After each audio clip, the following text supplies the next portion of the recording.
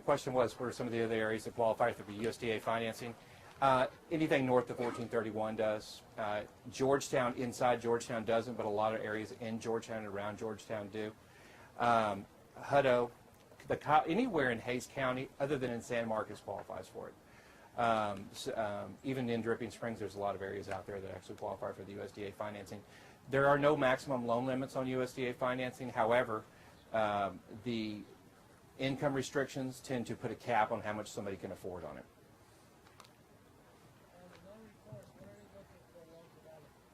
Typically about a 70% loan to value, and rates on the non-recourse on a single family, if you have good credit, probably around like 7.5 to 7 7/8.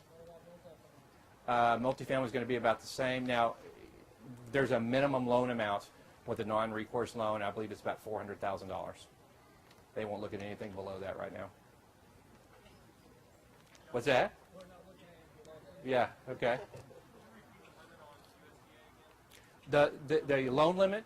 There is no loan limit on USDA, but there is a income restriction on it, and it's based upon how many members are in your family.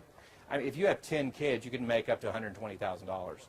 You know, if you only have one child and it's just you and your wife, I believe that it's like $74,000. So it just depends on how much other debt you have, and so your debt ratio can't exceed a certain amount.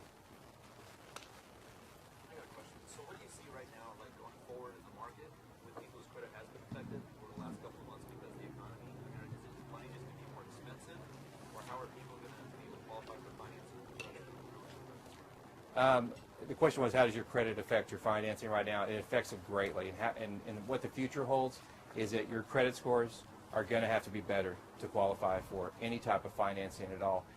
Your equity in a home and down payment will help you qualify, but not like it used to. We're still seeing people do FHA, VA, and USDA homes down to about a 580 credit score. You know, that doesn't always work down to a 580 credit score, but we've seen it a lot lately.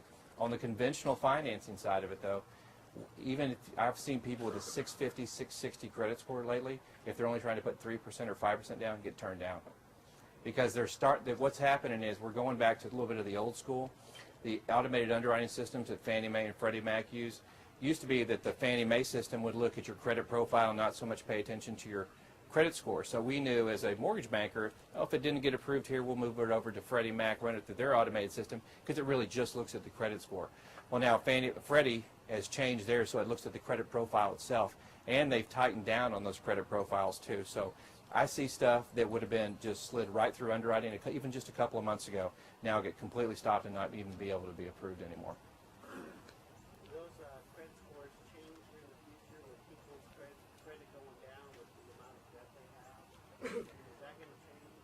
What are their credit? Are the qualifications of their credit score? The qualifications, the way credit scores are looked at. I mean, there's going to be a lot more people with bad credit. So are they going to lend on a curve? I don't know about that. Are they going to visit the subject and say we have to reevaluate how this FICO's calculated? Because we got guys who got laid off, moved from their place. They got a great job now, great income, and we're holding something that happened. Right. Well, let me tell you why they instituted the credit tiering system and why they're really getting rid of a lot of these programs like investors with multiple properties. Fannie Mae, Freddie Mac about 6 months ago upped their actuary staff by about 25–30% because they wanted to know what is happening with these loans that we have on our books. Which ones are really going bad? What are the causes behind the ones that are going bad? As these actuaries get deeper into the data, they're going to pinpoint the actual areas where the problems are. In the meantime, though, Fannie Mae and Freddie Mac have had a knee-jerk reaction by pulling the reins back and saying, okay, first of all, we don't want investors anymore because there's obviously a problem right there. In fact, we don't want investors so badly that, I don't know if I mentioned this a minute ago, but as of yesterday, you cannot get mortgage insurance on investment property loan any longer. There are no more MI companies doing MI on investment property loans. That makes our maximum loan to value on an investment property now 80%. No ifs, ands, or buts. 80% on investment property, 1 to 4 family. That's one of the things they did. They pulled in the reins there. They also said, you know, we've had some problems with people with credit scores at 620 and people with credit scores at 740 aren't that bad. So they've instituted these credit tiered system. They've actually changed the tiering system twice already in the last 6 months. The last time they changed it is very strange. People with a 740 credit score didn't have a hit to their interest rate. people with a 730 or 730 credit score did, but then people with a 720 credit score didn't have a hit. So what, some of their numbers, I guess, that they were running into is that there were actually problems with people with a 730 credit score, but not with a 720 credit score. So as these actuaries dip more into this data, you're going to see more changes come about, and it's going to take them a while to crunch. That's probably a pretty big data set that they're going over right now. You know, there's trillions and trillions of dollars of loans, and it's going to take a while for this all to shake out and for them to pinpoint exactly where the problems are. I can tell you where the problems were, though. We had this conversation the other day. Everybody back in the late 90s was a stockbroker. Y'all remember that? Everybody was a stockbroker. And what happened is everybody being a stockbroker created a bubble in the stock market. And all of a sudden it went poof. Now everybody's not a stockbroker anymore. Well, they went on to the next thing. Everybody became a real estate investor. Everybody became a real estate investor. Well, guess what? Not everybody can be a real estate investor, so that bubble popped. And so now there aren't as many real estate investors anymore. That means demand is down.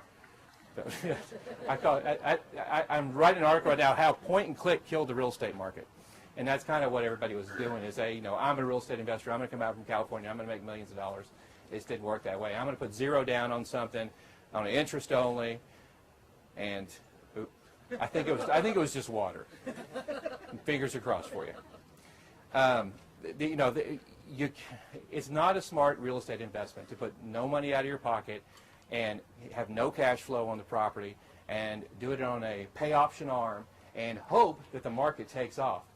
The deal here is you want to buy it wholesale, sell it at retail, or hold it and get cash flow out of the property. Because in a down market, that's where you're going to lose. And I think a lot of these real estate investors had never envisioned, just like in the stock market, that the market would ever go down. It's always going to go up. Well, the market is in cycles, and we can actually take advantage of those cycles. Anybody other questions? Sir, did you have one? What about people whose sole entire income is based on retirement income and with high credit scores? They're not, what I've gathered, they're not allowing these people to be able to. Well, if your retirement income, if it's a pension, we do count your pensions. In fact, we even gross those up 125%. If it's coming just from cash you have in the bank that's paying you dividends, paying you interest on a yearly basis, you're going to have your tax returns, and you're going to have to claim that on there, and that claimed income on your tax returns is going to have to be enough to qualify you for that property that you're buying. And if you have a 2-year history of being a landlord, you can use the rents that are currently on that property. But that's one of the other changes we've had. In the past, you didn't have to have any landlord history to count the current rents on the property. Now you have to have a 2-year history on your tax returns, on your Schedule E, that shows that. But, and I hear what you're saying, and I think part of that is that knee-jerk reaction that Fannie and Freddie have had lately, that they're just stopping investment properties unless it really, really makes sense. Because I think, honestly, they don't want to do them. I think a lot of big mortgage bankers don't really want to do investment properties right now because there was such a big risk factored into those. And so they have, without saying it out loud, they've put the guidelines in place and done things that curtail people from actually going out and buying investment properties to kind of turn that spigot off without telling everybody that it's been turned off. Anybody else? Yes, sir. How long do you see that spigot being turned? Question of the year. I believe that the bank, it's going to be at least a couple of years. I truly believe that. I think that before that happens, that the consumer's mindset will change back. I mean, if everybody remembers 10 years ago, everybody saved money to put down on a house. Everybody knew you had to have good credit. Everybody knew you had to have full documentation to buy a loan 10 years ago.